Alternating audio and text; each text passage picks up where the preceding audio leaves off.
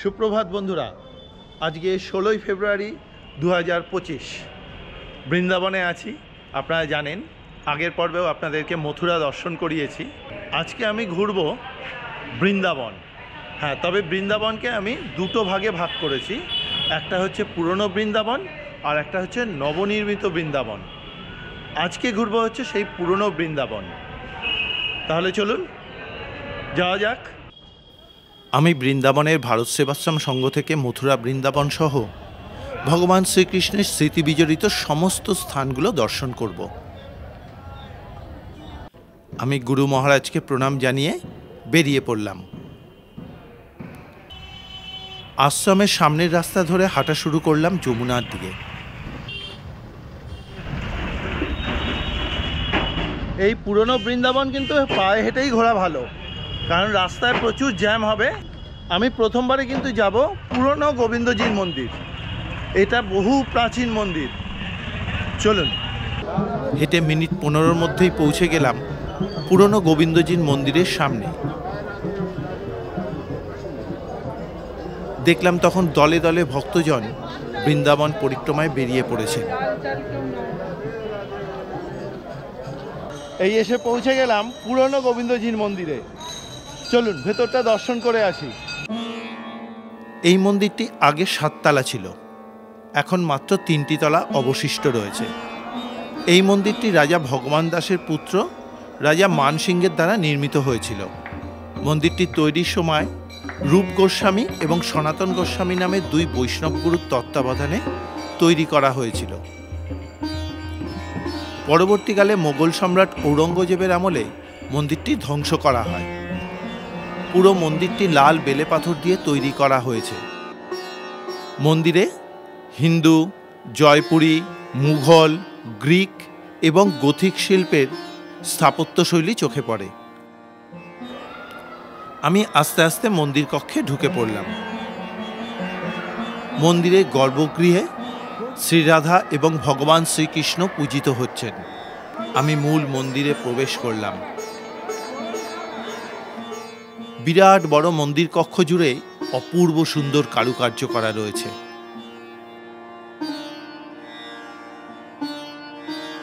দীর্ঘ এত বছর পরেও এই মন্দির দেখলে বোঝা যায় প্রাচীন ভারতবর্ষ সব দিক দিয়ে কতটা উন্নত ছিল। পুরো মন্দির চত্বর জুড়ে ভক্তদের ভিড়। সবার মুখে একই কথা, রাধে রাধে। আমি পুরো মন্দির চত্বর ঘুরতে ঘুরতে ভাবছিলাম একসঙ্গে কত ভক্তজন বসে প্রভুকে তার প্রার্থনা জানাতে পারেন। আমি বেশ কিছুক্ষণ এখানে মন্দিরের ভেতরে ঘুরে রাধামা এবং ভগবান শ্রীকৃষ্ণকে প্রণাম জানিয়ে বেরিয়ে পড়লাম। বাইরে তখন শত শত ভক্ত এসছেন মন্দির দর্শন করতে। গোবিন্দজির মন্দির দর্শন করে বেরোলাম, অপূর্ব সুন্দর লাগলো। চলুন এরপরে আরেকটা মন্দিরে যাব। সবাই বলে উঠুন রাধে রাধে।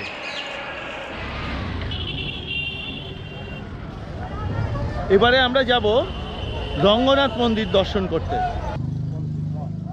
কিছুটা হেঁটেই পৌঁছে গেলাম। এই এসে গেছি রঙ্গনাথ মন্দিরের একদম প্রবেশদ্বারে। চলুন ভেতরটা দর্শন করে আসি। সামনে হলুদ বেলে পাথর দিয়ে তৈরি বিরাট এক তোরণদ্বার পেরিয়ে মন্দিরের দিকে এগিয়ে চললাম। অপূর্ব কারুকার্যমণ্ডিত প্রথম প্রবেশদ্বার দিয়ে ঢুকে পড়েই দ্বিতীয় প্রবেশদ্বার। পুরো মন্দিরটাতে পরপর কিন্তু 2টো গেট ক্রস করে তারপরে ভেতরে ঢুকতে পারলাম। এখনো পর্যন্ত মূল মন্দিরে পৌঁছতে আরও একটা দরজা ডিঙিয়ে তারপরে মূল মন্দির দেখতে পাবো। চলুন। দ্বিতীয় গেটের পরেই উঁচু প্রাচীর দিয়ে ঘেরা মূল মন্দির কম্পাউন্ড।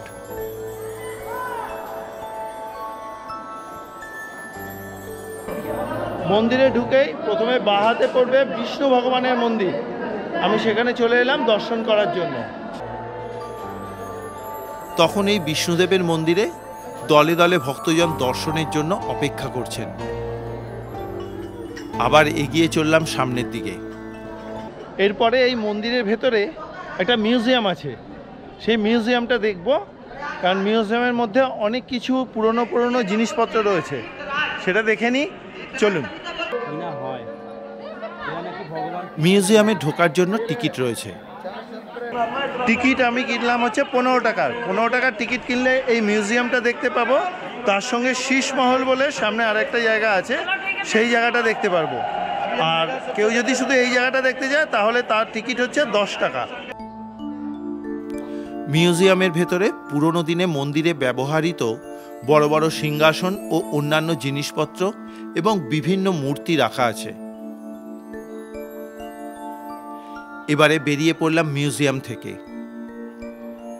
এবারে চলে এলাম মূল মন্দিরের প্রবেশদ্বারে। ঢুকেই সামনে পড়বে 60 ফুট উঁচু সোনালী রঙের একটি গরুর স্তম্ভ। অনেক মানুষজন একে সোনার তালগাছও বলে থাকেন।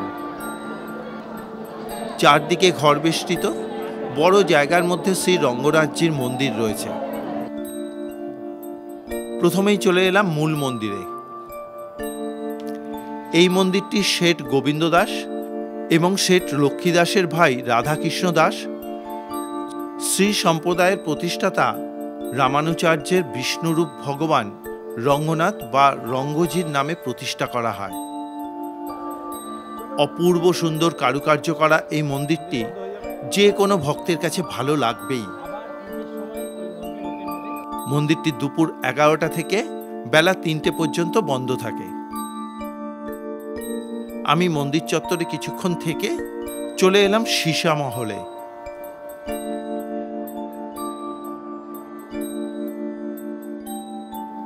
এই সীসা মহলটি কাঁচ দিয়ে সুন্দর কারুকার্য করে সাজানো হয়েছে।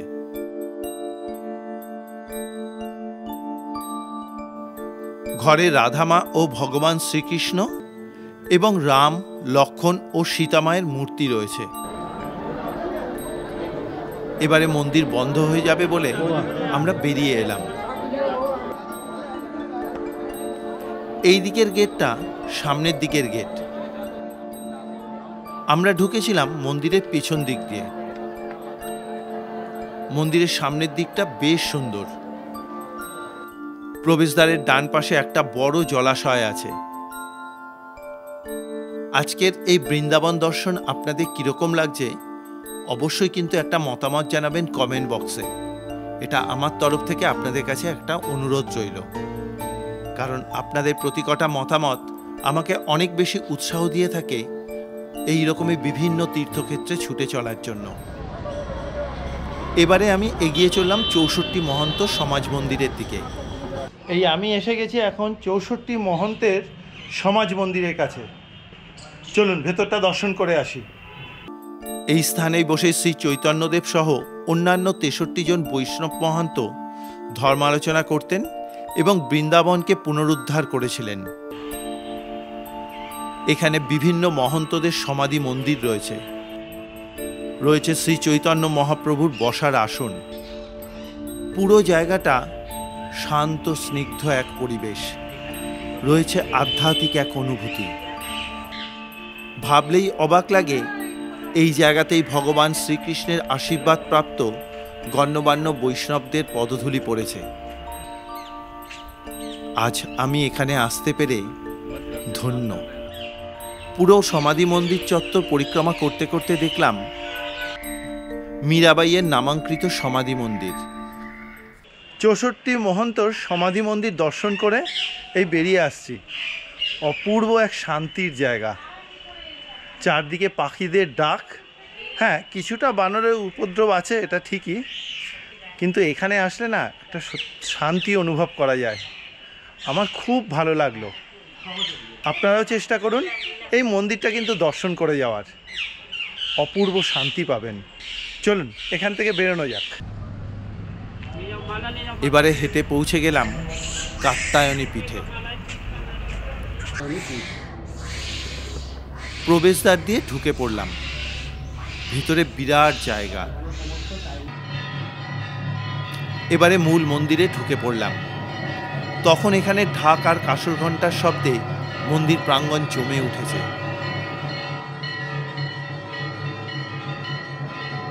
এখন দুপুরে মায়ের ভোগারতি চলছে।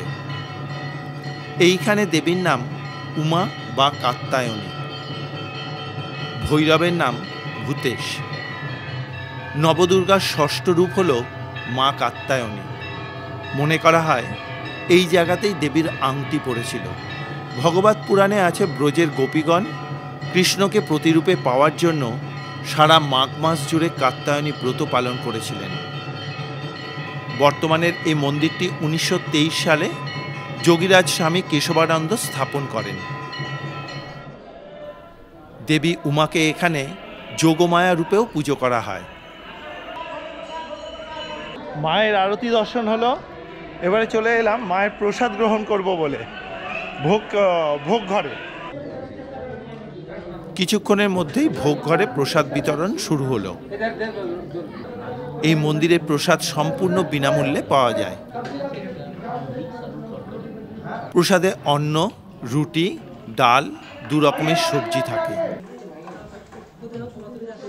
আমরা তৃপ্তি সহকারে প্রসাদ গ্রহণ করলাম। মায়ের প্রসাদ গ্রহণ করে এখন মন্দির থেকে বেরিয়ে যাচ্ছি।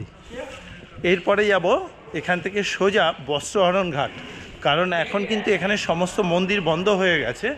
আমরা এখন বস্ত্রহরণ ঘাটের দিকে যাব। চলুন ভাইয়া, কেসি ঘাট তক জানা হয়। এবারে একটা টোটো নিয়ে প্রথমে পৌঁছে গেলাম কেসি ঘাট। এইখানেই ভগবান শ্রীকৃষ্ণ কেশী রাক্ষসকে বধ করার পর যমুনা নদীর ধারে বিশ্রাম নিয়েছিলেন। এরপরে আমি বৃন্দাবনের প্রাচীন সরু জনপথ ধরে এগোতে থাকলাম। যাওয়ার সময় পথে কয়েকজন ভক্তের সাথে দেখা হয়ে গেল। তারা হোলি খেলে ফিরছে। রাধে রাধে।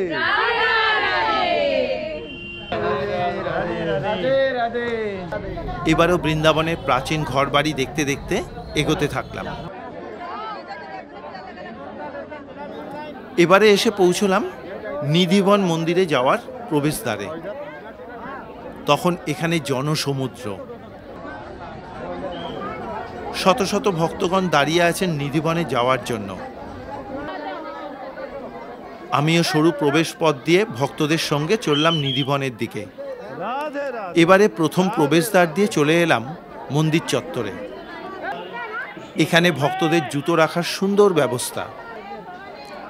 আমি জুতো খুলে এগিয়ে চললাম নিধিবনের দিকে। ডান দিকে এবং বাঁ দিকে লোহার রেলিং এবং ওপরে ঢাকা দেওয়া একটা জায়গার মধ্যে দিয়ে এগিয়ে চললাম। রেলিংয়ের ফাঁক দিয়েই দেখলাম পুরো জায়গা জুড়ে এই বনে অসংখ্য তুলসী গাছ রয়েছে, যেগুলো আমরা সাধারণত তুলসী গাছ দেখি তার থেকে বড়, এবং গাছগুলো জোড়ায় জোড়ায় একে অপরকে জড়িয়ে রয়েছে। ভক্তজন বিশ্বাস করেন এই গাছগুলোই রাতে রাসলীলা নৃত্য পরিবেশনের জন্য গোপী ও গোপালে পরিণত হয়। তারপরে ভোরবেলা তাদের আসল রূপে ফিরে আসে। নিধিবনের সমস্ত গাছগুলিই কিন্তু জোড়ায় জোড়ায় অবস্থান করছে। এই নিধিবনে এই মুহূর্তে যা অসম্ভব ভিড়, কিচ্ছু ভালোভাবে আপনাদেরকে দেখাতে পারছি না, তবু চেষ্টা করছি যতটা সম্ভব দেখানোর সেটা দেখাচ্ছি। আর নিধিবনের মাঝখানে এখানটাতে আছে একটা কূপ, এই যে এইখানটায়।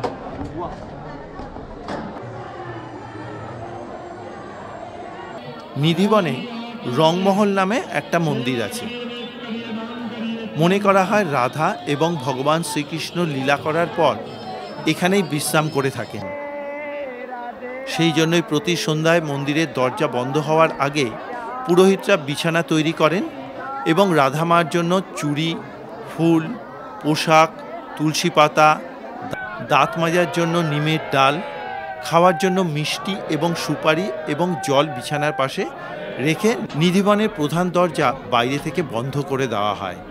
পরের দিন দরজা খোলার পর এলোমেলো বিছানা এবং আগের দিনে রেখে যাওয়া জিনিসগুলো দেখে মনে হয় ওগুলো যেন ব্যবহার করা হয়েছে। এই ঘটনা আজও প্রতিদিন ঘটে চলেছে। এই ভগবানেরই এক লীলা। সূর্যাস্তের পর মন্দির চত্বরে কাউকে প্রবেশ করতে দেওয়া হয় না।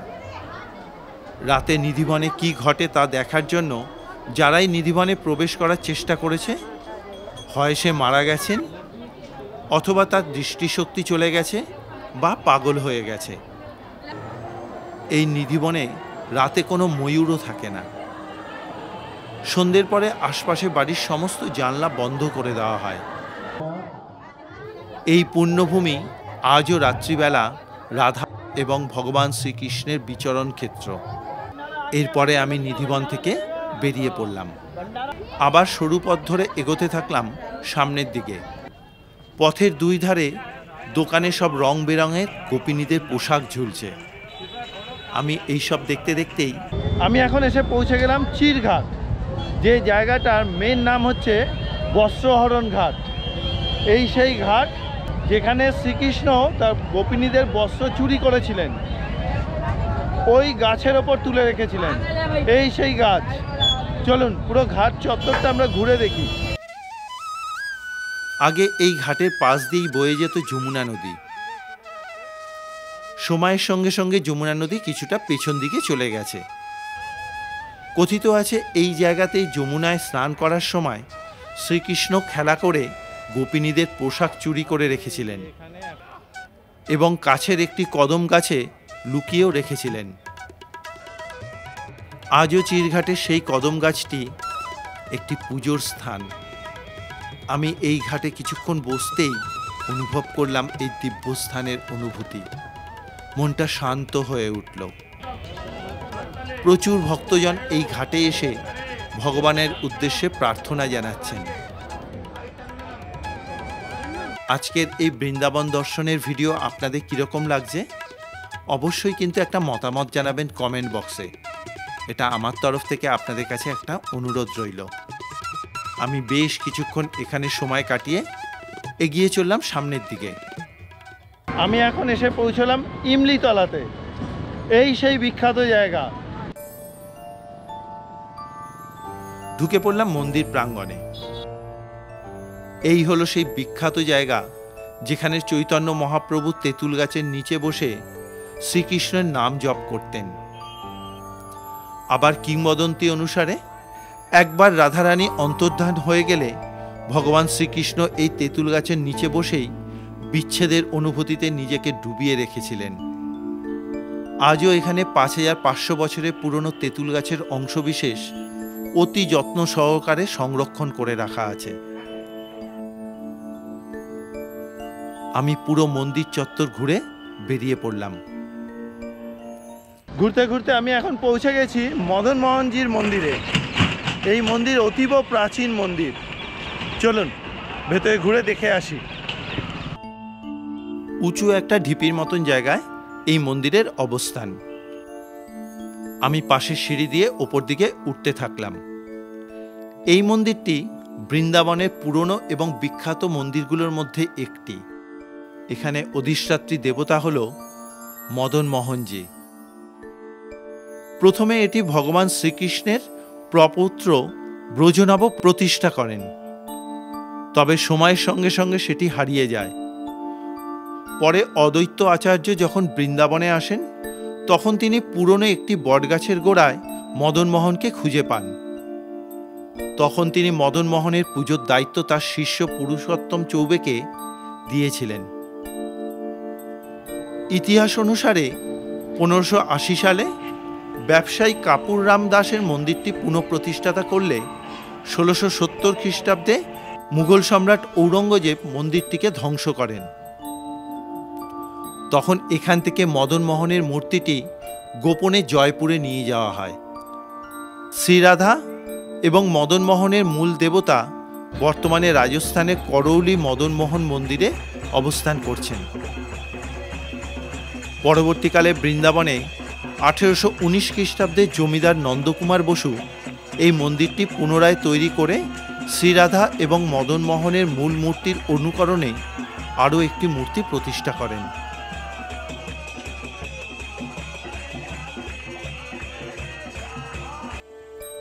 আমি মন্দির দেখে চলে এলাম মন্দিরের পাশে সনাতন গোস্বামী সমাধি মন্দির দেখব বলে। এই হলো সেই সমাধি মন্দির।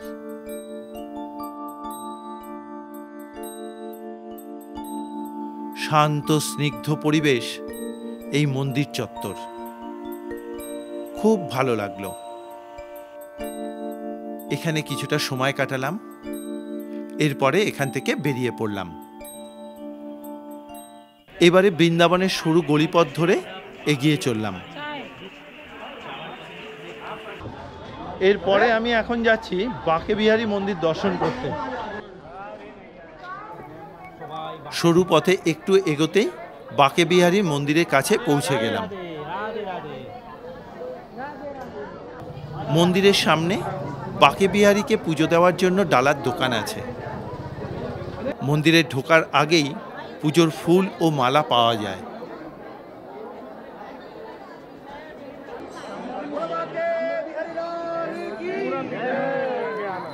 আমি আস্তে আস্তে মন্দিরের প্রবেশদ্বারের দিকে এগোতে থাকলাম। এবারে প্রবেশদ্বার দিয়ে ঢুকে পড়লাম। এই হলো বাঁকে বিহারী মন্দির। ভেতরে ক্যামেরার অনুমতি নেই, তাই জন্য মোবাইল ফোনেই ছবিটা তুললাম। মন্দিরের ভেতরে তখন হাজার হাজার ভক্ত। সবারই ইচ্ছা একবার বাঁকে বিহারীজিকে দর্শন করা। বাঁকে বিহারী রাধা ও কৃষ্ণের সম্মিলিত রূপে ত্রিভঙ্গ ভঙ্গিতে দাঁড়িয়ে আছেন। এই বাঁকে বিহারীকে মূলত বৃন্দাবনের নিধিবনে পুজো করা হতো।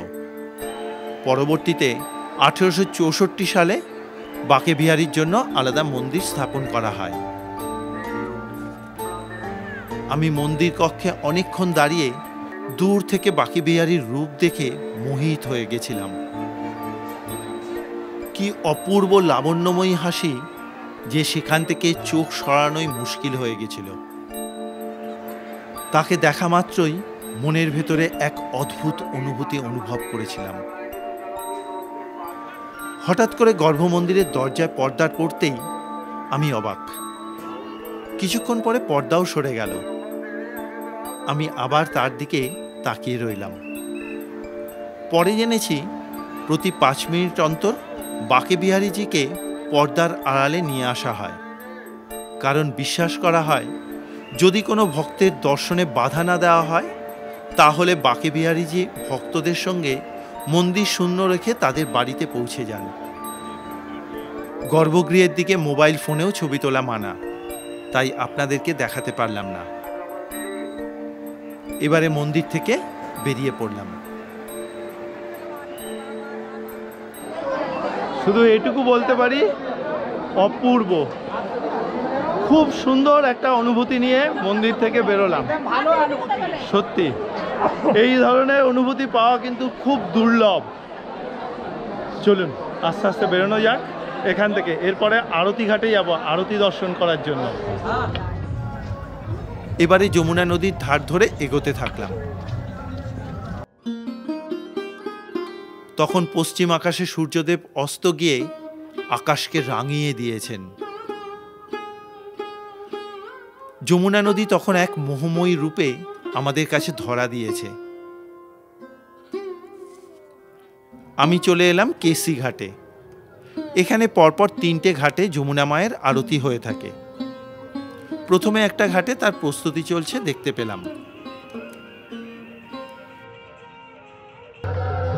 এবারে চলে এলাম প্রাচীন আরতি ঘাটে।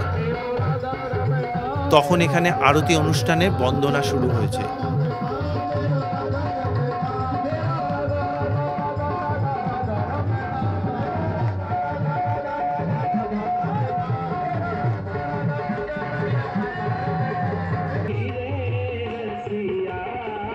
দেখলাম কিছুক্ষণ আগেই যমুনার জলে ভক্তরা প্রদীপ ভাসিয়েছেন এবং ঘাটে যমুনা মায়ের পুজো পাঠও চলছে।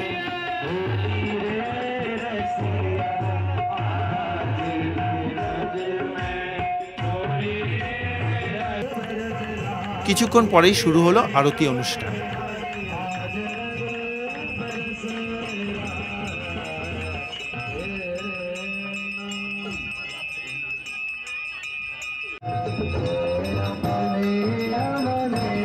প্রথমেই প্রধান মহারাজ আরতির প্রদীপ তুলে দিলেন সহকারী পূজারীকে।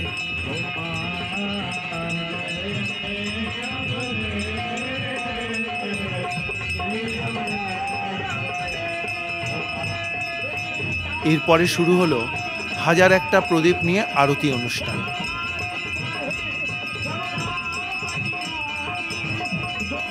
তখন এখানে আরতির বন্দনার সঙ্গে ঘণ্টার ধ্বনি মিলেমিশে এক স্বর্গীয় পরিবেশ তৈরি করেছে।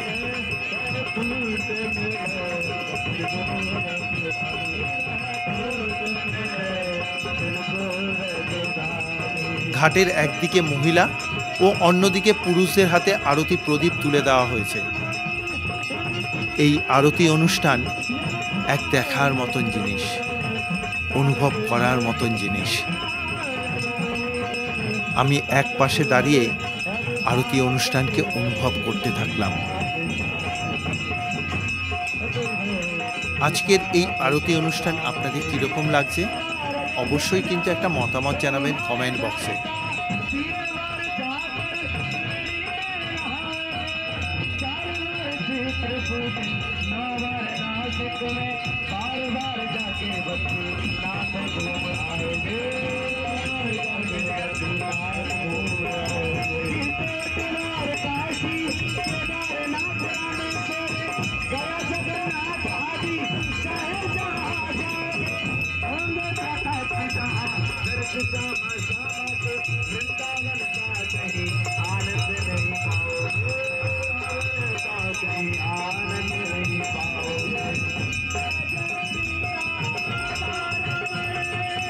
আরতি অনুষ্ঠানের পরে আরতির তাপ গ্রহণ করে নিলাম।